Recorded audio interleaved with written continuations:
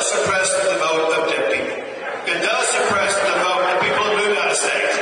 And in Texas, we did find 6,500 non-citizens on our voter rolls, and it will suppress those 6,500 votes and make sure they are not allowed to participate in the election process.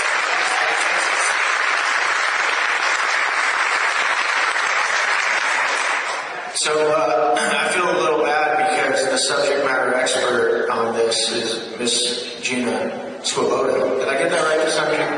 I keep getting her name wrong, and I promised her I was going to get it right. But she is the expert on this one because, as you guys probably know, per the Constitution, elections will be run at the state level, thank God, and not the federal level.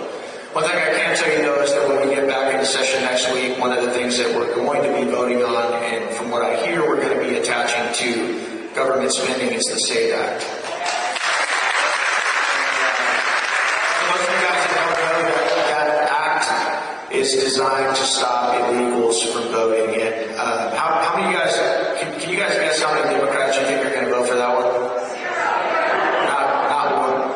I mean, it goes to show you what their plan was all along, or a part of their plan was all along. And, bring in a bunch of people who aren't supposed to be here. I know we're over 10 million at this point, and then go ahead and allow them to vote. And I know you guys have been paying attention to that and watching it, but that's why, like President Trump says all the time, we have to work like there's no tomorrow, like our kids' future depends on it, and we have got to make this one too big to rig.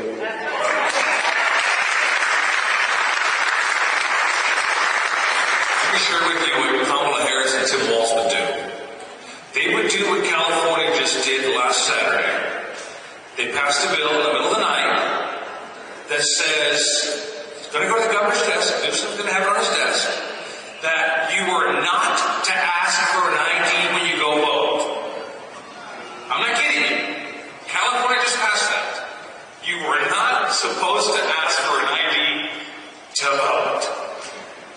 And I say this because if Kamala was still in California, she would be a yes on this.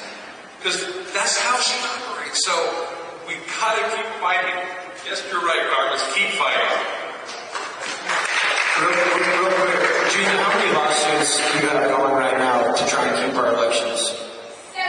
7. Is there anywhere that these guys can go to? Are you doing any podcasts or anything? I know you were on John Solomon that I listened to. You did a great job on John Solomon. Tell him. Go to YouTube and put in ACGOP or Republican Party of Arizona, and it's kind of a little whiteboard that says all about the lawsuits. Thank you. Definitely one of the smartest people that I've ever met when it comes to election integrity, many other things, and she's pretty entertaining too. So. Very good. Next question. I see we got a bolus that has a bunch of cards in there, and we've got about 10 more minutes. We'll get to as many as we can. What is your opinion on term limits? So I took action on this because I led the effort for the state of Texas to pass what's called an Article 5 Convention of States. And a focus of it was imposing term limits. And so we believe in imposing term limits. However, remember this very one important fact. If you term limit the office holder, that empowers the bureaucrats. What we need to find a way to do is to term limit the bureaucrats and get them out of office.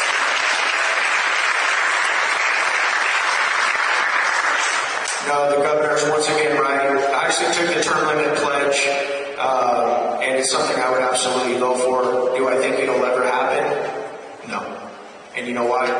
Because I don't think the people that benefit from it, your swampy politicians, your uniparty, elected officials would ever vote for anything that would, remove power from them. That being said, the way that the current term limit bill at the federal level is written, even though I don't love it, I would still support it because I think we'd be in a better place. And for those of you guys that don't know what I'm talking about, the way it's written right now, if you're a senator, you would be limited to 2 terms, which would mean you would get 12 years. And on the House side, you would get 3 terms, so you would get 6 years. I think both houses are pretty pathetic, but I think the Senate is even worse than the House. So I don't want to see them get twice the amount of time. than we do. So I don't love the bill, but I would support it just because I think that, you would get new people in there. I think it would definitely eliminate some of the corruption. But to the governor's point, if you don't do anything with the bureaucrats or the administrative state, if they get to stay in there as long as they want, it's going to create a massive problem. But just briefly, I'm a supporter of term limits. The question is how long is the limit? And that's where the sweet spot needs to come in. In Sacramento, term limits was put in place because of a guy named Willie Brown. He was there forever. And people put it in 6 years for the Assembly, 8 years for the Senate. Let me tell you what happened in California. 6 years was really not much.